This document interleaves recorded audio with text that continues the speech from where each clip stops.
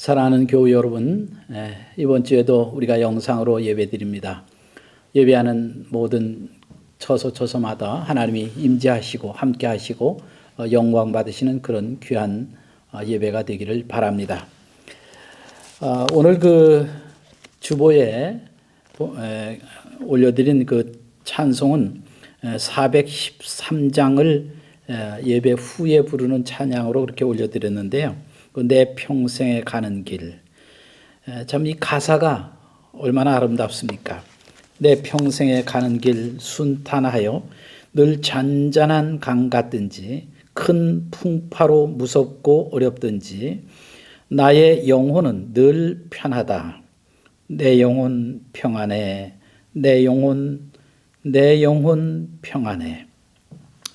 저 이 찬양을 부르다가 이 찬송가를 지으신 스파포드에 대한 이 찬송가의 해설을 좀 찾아보았습니다. 그랬더니요, 이 스파포드를 일명 욥이라고 부를 정도로 그렇게 아주 큰 역경을 만났던 그런 분이라고 그럽니다. 그 역경 속에서 지어진 찬송이 바로 이 413장 내 평생에 가는 길 순탄하여 이런 찬양이라고 그래요. 그는 그 미국 뉴욕주에서 사셨는데 정말 부족함이 없었답니다. 법조인으로서 또 잘 나가는 그런 변호사로서 또 재력가로서 또 주일학교 교사로서 복음 전도자로서 아주 크게 D.L. 무디 교회에서 같이 신앙생활을 하는 그런 아주 참 유능한 그런 분이었다고 합니다. 그런데 그가 이제 그 자기가 가지고 있는 모든 재산을 다 투자를 해가지고 시카고에다가 아주 큰 별장을 지었다고 그래요. 자기가 가지고 있는 모든 재산을 다 모은 것이죠. 그래가지고 별장을 지었는데 그 노후를 위해서 그랬겠죠. 그런데 그 별장에 큰 그 해에 화재가 났다고 합니다. 화재가 나서 그 별장이 완전히 다 이제 불타버리고 만 거예요. 그래서 그 아내가 너무 크게 상심이 되고 그래서 이제 그 일로 인해서 몸이 쇠약해지고 그러고 딸을 내두고 있었는데 그래서 그 가족들이 참 이제 서로 이제 마음의 위로를 받기 위해서 회복하기 위해서 가족들이 유럽 여행을 계획을 하고 이렇게 떠나려고 하는데 그가 다니고 있던 무디 교회가 또 불이 나버렸답니다. 완전히 소각이 되어가지고 그 무디 교회의 그 법적인 문제를 이분이 이제 이 스파포드가 그것을 해결을 하기 위해서 며칠 더 남아 있어야 할 형편이 되었어요. 그래서 자기 아내와 네 딸, 5식구를 프랑스의 아주 호화 여객선을 태워가지고 유럽 여행을 먼저 떠나 보냈다고 합니다. 근데 그 떠난 지 며칠 후에 전보를 하나 받았는데 그 배가 가다가 큰 다른 배하고 이렇게 부딪혀가지고 전복 사고가 나는 바람에 큰 배지만 큰 그 전복 사고가 나가지고 226명이 이제 이 참 목숨을 잃는 그런 안타까운 그런 사고가 났다고 그래요. 그리고 그에게 들려온 소식은 네 딸이 다 현장에서 이제 생명을 잃고 자기 아내, 몸 아픈 자기 아내만 남게 되었다고 하는 얘기예요. 그 비통한 소식을 듣고 그가 그 현장으로 가면서 배를 타고 가면서 그 배에서 지은 찬양이 바로 이 413장 내 평생에 가는 길 순탄하여라는 곡목이라고 합니다. 사랑하시는 교우 여러분, 우리가 힘들지만 그러나 분명코 우리 영혼의 평안은 잃지 말아야 합니다. 마음의 평안을 잃지 말아야 돼. 말씀을 가지고 말씀을 듣고 예배하는 가운데 하나님께서 여러분 가정에 큰 평안을 주시기를 주의 이름으로 축원합니다. 자, 우리 하나님의 말씀을 보겠습니다. 디모데후서 3장을 좀 보겠는데요. 디모데후서 3장 오늘 14절부터 좀 읽겠습니다. 14절부터 17절까지 펴시고요. 제가 읽어드립니다. 디모데후서 3장 14절부터 17절까지. 그러나 너는 배우고 확신한 일에 거하라. 너는 네가 누구에게서 배운 것을 알며 또 어려서부터 성경을 알았나니 성경은 능히 너로 하여금 그리스도 예수 안에 있는 믿음으로 말미암아 구원에 이르는 지혜가 있게 하느니라. 모든 성경은 하나님의 감동으로 된 것으로 교훈과 책망과 바르게 함과 의로 교육하기에 유익하니 이는 하나님의 사람으로 온전하게 하며 모든 선한 일을 행할 능력을 갖추게 하려 함이라. 아멘. 여기서 14절부터 17절까지 읽어드렸습니다. 세계 골프의 전당이라고 하는 그런 칭호를 가지고 있던 잭 니클라우스라고 하는 아주 프로 골퍼가 있죠. 그분은 이제 휴가철이 되면 휴가를 받아가지고 다른 데 가지 않고 자기 고향으로 돌아간다고 합니다. 고향에 가서 한 번도 골프를 쳐보지 못한 아는 아주 초보 골퍼를 가르치는 그런 코치에게, 선생님에게 교육을 받는다고 그래요. 그 교육이 뭐냐면 기본기라는 것입니다. 그동안 골프 생활을 하면서 프로 생활을 하다가 보면 기본기를 잃어버릴 때가 있는데 너무 기술에 기교를 부리기 때문에 기본기를 잃어버렸을까 봐 그 기본기를 다시 참 갖추기 위해서 초보를 가르치는 그런 아마추어 코치에게 가서 이제 기본을 다시 익힌다 하는 그런 이야기를 들었습니다. 여러분, 신앙에도 기본기가 있죠. 그죠? 기본이 있습니다. 그래서 하나는 말씀이고 하나는 기도다. 말씀과 기도는 신앙의 기본 중에 기본이다. 그렇게 생각을 합니다. 그래서 지난주에는 하나님의 목적이 이끌어가는 인생 그렇게 말씀을 드렸고, 이번에는 말씀이 이끌어가는 인생, 말씀이 이끌어가는 삶, 이렇게 한번 생각을 해보려고 합니다. 여러분, 배너라는 영화 잘 아시죠? 참 오래된 영화지만 또 방영하고 또 상영하고 하는 아주 참 1959년에 제작된 영화인데 지금 그런 긴 세월 동안 여러 번에 걸쳐서 상영할 때마다 또 많은 관객이 모이고 하는 그런 아주 훌륭한 영화입니다. 그런데 사실은 그 영화 이전에 소설 배너가 있었죠. 소설 배너를 쓴 분은 뉴 웰리스라고 하는 분인데, 이분은 이 군 장성으로 오랫동안 군 생활을 했다고 그래요. 그래서 멕시코 전쟁에 가서 아주 활약을 세웠고, 그리고 육군 소장으로 예편을 했다고 합니다. 예편을 하고 나서 보니까 자기는 그동안 이제 군 생활을 하면서 바쁘게 살다 보니까 별로 신경을 안 썼는데 가족들이 너무너무 신앙에 빠져 있는 거예요. 기독교에 너무 심취되어 있는 그런 모습을 보고 주말이라도 같이 가족들과 같이 놀러도 안 가고 또 자기한테 너무 시간도 안 주고 자기 혼자 교회를 다니지 않는 자기 혼자만 왕따 당한 것 같은 그런 느낌.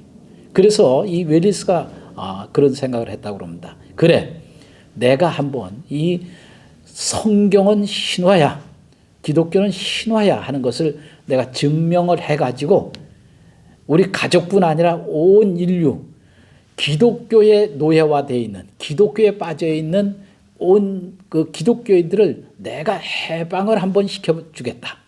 우리 가족들도 기독교로부터 내가 자유하게 해주겠다. 이런 생각을 가지고 중동에 가서 고고학적으로 이제 그 자료들을 많이 수집을 했다고 합니다.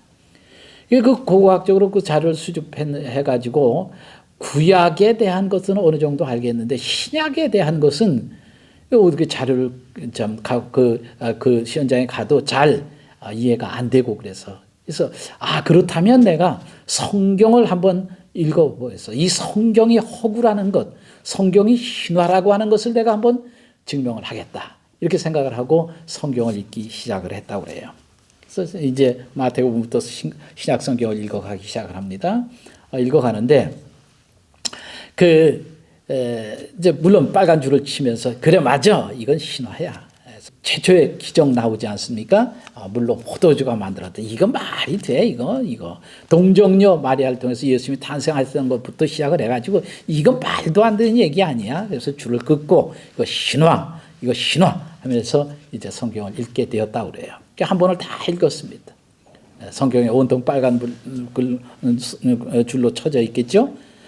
두 번째 또 성경을 읽으면서 또 미처 찾아내지 못한 것도 또 읽으면서 이거 신화야.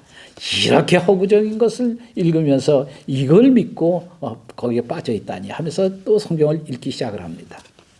근데요, 놀라운 사실은 그가 두 번 읽고 세 번째 읽어가는 동안 자신도 모르는 사이에 나의 주, 나의 하나님이십니다라는 고백이 나왔다는 것이죠. 그래서 크게 깨닫고 은혜를 받고 그가 거기에 깊은 그런 참 진리를 담아서 정말 예수 그리스도가 과연 우리 인류가 어떤 분인가를 그는 책으로 글로 남겼는데 그게 소설 배너라고 하는 것입니다. 그래서 그 배너 그 원작을 가지고 다시 그 후에 영화들이 만들어졌는데 영화는 아주 그 후에 1959년에 만들어졌으니까 그 후에 만들어진 것이라고 그래요. 여러분 성경을 읽고 나면 성경을 통해서 예수님을 만나면 만난 사람의 특징은 야고보 기자가 말한 대로 너희가 하나님을 믿느냐? 그럼 믿는다면 그 믿음을 행함으로 보여봐라. 행함이 없는 믿음은 죽은 것이다 라고 말하면서 귀신도 그런 믿음을 가지고 있다. 그래서 귀신도 그렇게 믿고 떠들기는 한다. 그렇죠. 누브엘레스는 이렇게 예수님을 정말 만나고 난 후에 자기의 삶을 다 바치는 것이죠.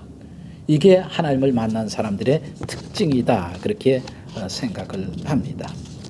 그렇습니다. 하나님의 말씀은 첫째로 말씀 자체에 능력이 있는 것이죠.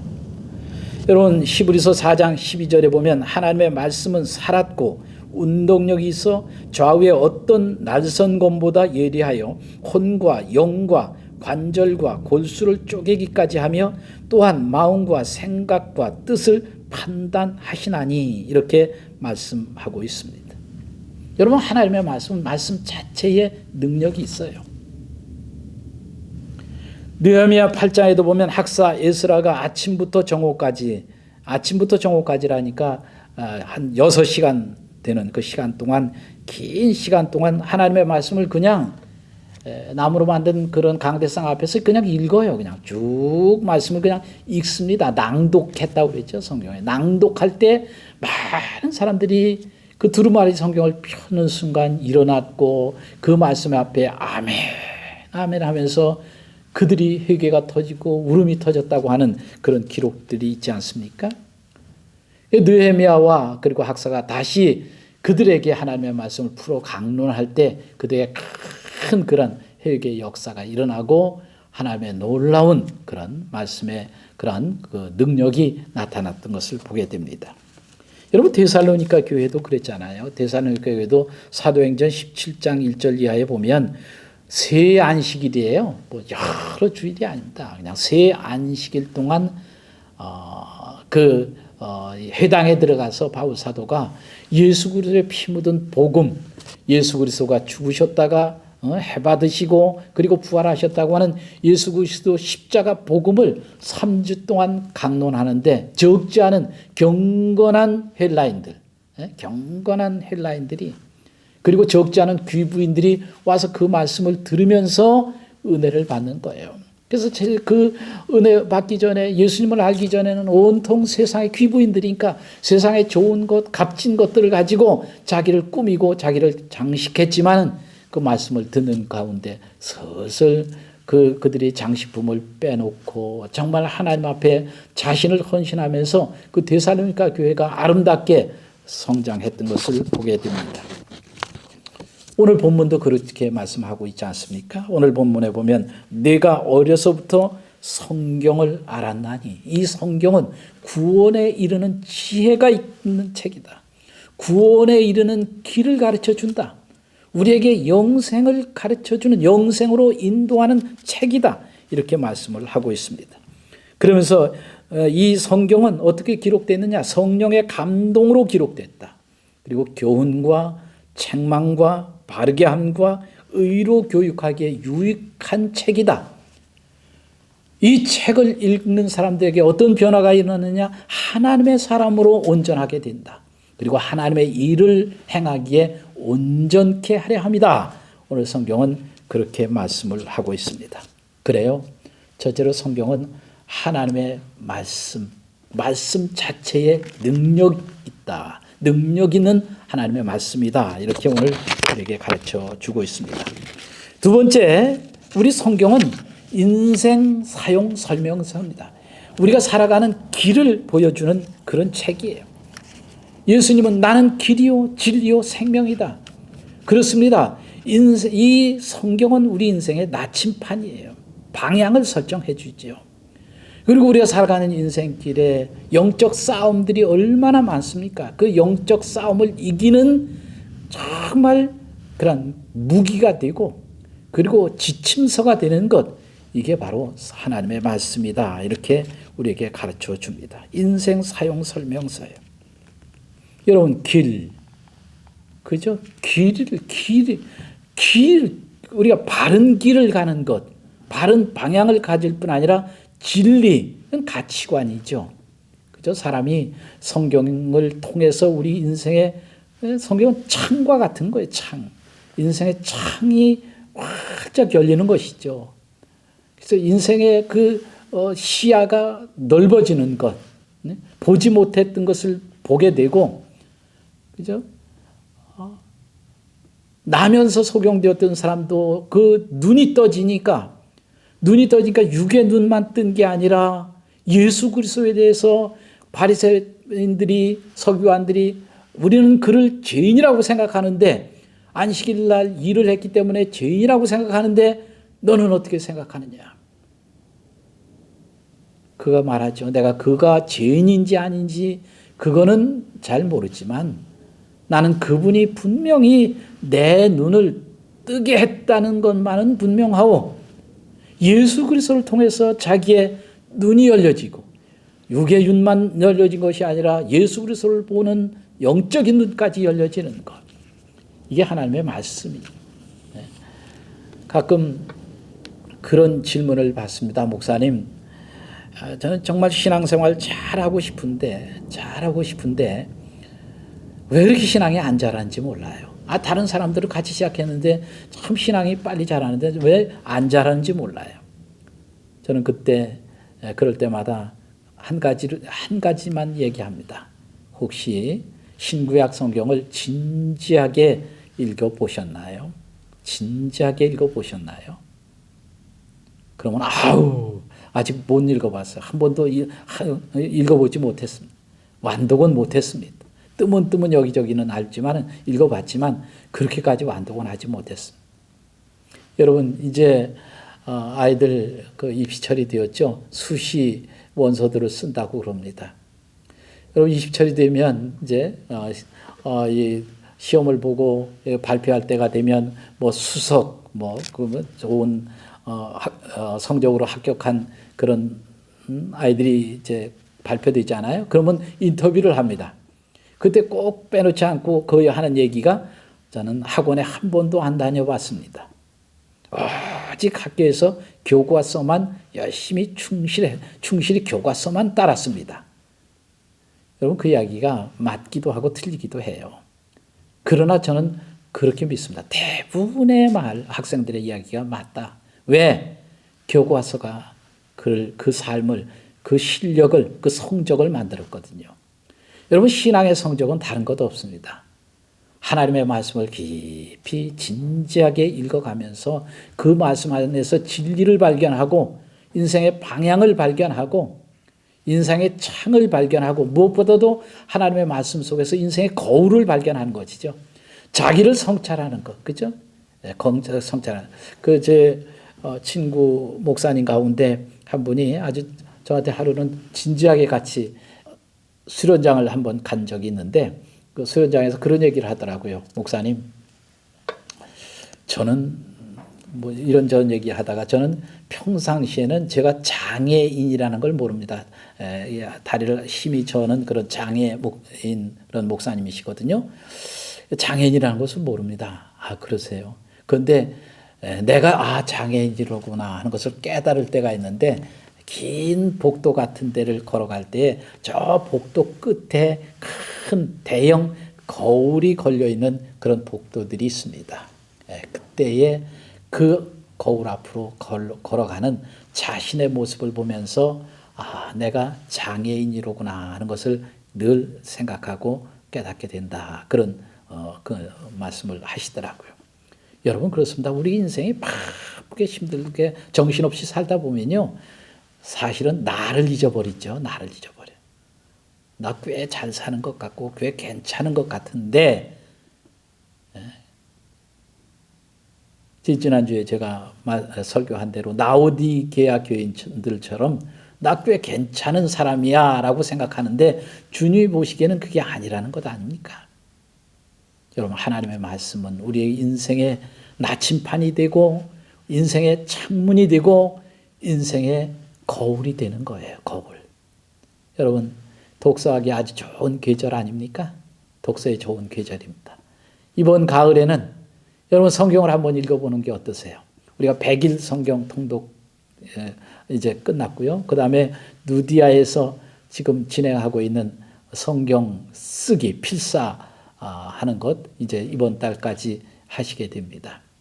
여러분 10월 들었으면 우리 또 새롭게 한번 도전해 보시면 어때요? 성경을 좀 진지하게, 그죠? 많이 읽지 말고 적게라도 진지하게 웰레스처럼 줄을 쳐가면서 의미 있는 곳에 줄을 쳐가고 깨달은 곳에 줄을 쳐가고 은혜 받은 곳에 줄을 쳐가면서 우리가 성경을 진지하게 읽어보면 그 말씀 속에서 성경 우리에게 능력이 되시는 하나님의 말씀을 통해서 우리에게 하나님이 말씀하시고 깨닫게 하시고 은혜 주시고 다가오시고 이런 역사들을 경험한다고 하면 얼마나 행복하겠습니까? 나무는 그 열매를 보아한다. 그렇죠? 그죠? 이 가을 이제 참 많은 홍수도 지나갔고 긴 장마, 코로나, 또 태풍도 지나갔고 그래서 이 가을이 아주 지금 풍성하지 않다 그랬지만 그래도요 들판에 나가면 풍성해요. 잘 익은 곡식들은 고개를 숙이고 있습니다. 신앙이 열매가 아름답게 성숙해서 아름다운 열매를 맺는 신앙은요 정말 아름답지요. 아름다운 신앙. 이 가을에 하나님의 말씀을 통해서 여러분의 신앙의 깊이와 넓이와 높이와 성숙과 그리고 아름다운 열매를 맺어 하나님께 영광을 올리는 그런 축복이 될 수 있기를 바랍니다.